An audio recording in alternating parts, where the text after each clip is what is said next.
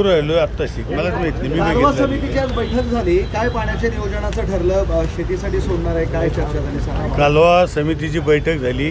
बैठकीमध्ये आम्ही सगळे बोरणारे सर असतील, अंबादास दानवे असतील, त्याच्यानंतर टोपे साहेब असतील, अतुल सावे, सगळे आम्ही उपस्थित होतो. आणि कालवागार समितीमध्ये शेतकऱ्याला रब्बीला पाणी कसं मिळेल, पिण्याच्या पाण्याचं नियोजन आणि औद्योगिकसाठी नियोजन हे आजच्या बैठकीत झालेलं आहे. आणखीन याच्यानंतर आमची बैठक होणार आहे आणि त्याच्या सविस्तर आम्ही आपल्याला सांगणार आहे. आजच्या बैठकीत काय?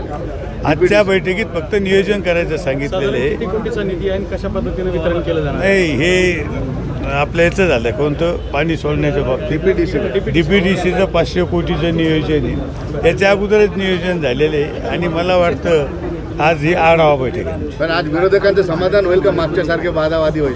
नाही, मागं कुठं वादावादी होती? विकासासाठी सगळे भांडत असतात. ही वादावादी काही वैयक्तिक भांडणे नाही, हे विकासाचे भांडणे आहे. तुमच्याकडे बघायला लागलेत, मागच्या वेळेस अमृतपुरीवर आले होते. नाही, हे विकासासाठी तर आमरी यावंच लागत विकास. कुणाला नाराज नाही केलं?